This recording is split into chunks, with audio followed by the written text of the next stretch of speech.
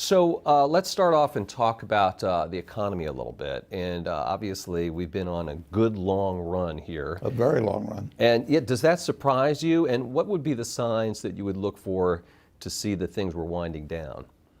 Well, I look at a lot of figures just in connection with our businesses. I like to get numbers, so I'm getting reports in weekly in some businesses.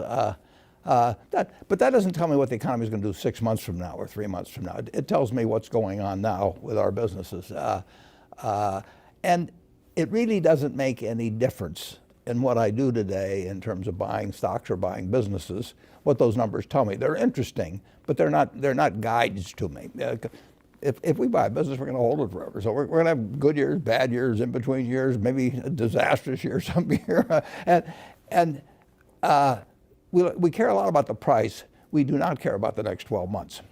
But are you surprised at how long this economy has been expanding? I've been surprised by all kinds of things in the last 10 years about the economy. I mean, I don't think there was any economist I've ever read that talked about negative interest rates for long periods of time. I mean, if you go back and read Keynes or you read Samuelson, you read any of them, they do not get into a negative rate environment. I think now there's still 11 trillion that's of government debt around the world that's at a negative rate. So we've never seen it before, and we've never seen, at least the conventional wisdom on a sustained period of long and growing deficits while the economy is getting better, extremely low interest rates, and really very little inflation. So something different is happening, but something different happens all the time. So, and that's one reason economic predictions just don't enter into our decisions. Charlie Munger, my partner, and I, in 54 years now, we've never made a decision based on an economic prediction. We make business predictions about what individual businesses will do over time, and we compare that to what we have to pay for them. But we have never said yes to something because we thought the economy was going to do well in the next year or 2 years, and we've never said no to anything because we were right in the middle of a panic, even if the price was right.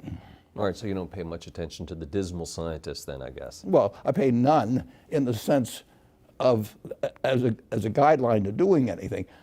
It's entertainment. I mean, it's like going to a variety show or something like that. But and I just don't know of any economist that actually has bought businesses successfully or done well in stocks. Paul Samuelson did. You may know he was a big shareholder of Berkshire, but it's, they make guesses, and there's so many variables. I mean, in the hard sciences, you know that, if an apple falls from a tree, that it isn't going to change over the centuries because of anything or political developments or 400 other variables that go in. But when you get into economics, there's so many variables, and the truth is, you've got to expect good times and bad times in business.